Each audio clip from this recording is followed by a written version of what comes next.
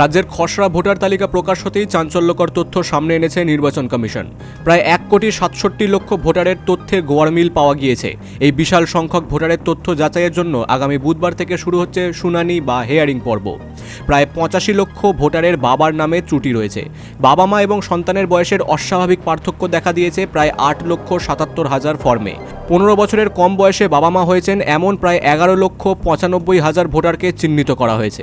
Commission সূত্রে জানা গিয়েছে এই ভোটারদের অনেকেরই তথ্য যাচাই করতে বাড়ি বাড়ি যাবেন বিএলওরা। এরপরেও সন্দেহ থাকলে প্রায় 1 কোটি ভোটারকে প্রয়োজনীয় নথিসহ শুনানিতে ডাকতে পারে কমিশন।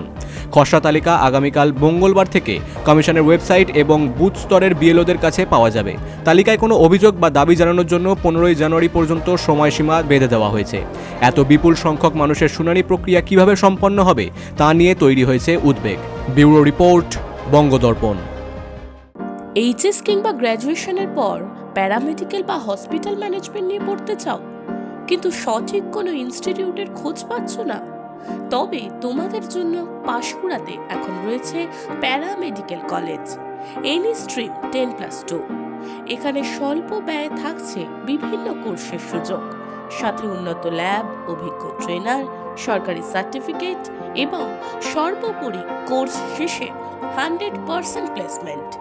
ঠিকানা পাঁশকুড়া রেলওয়ে স্টেশনের সামনে গৌরীয় মাঠের সন্নিকটে পালকো কমপ্লেক্সের দ্বিতলে।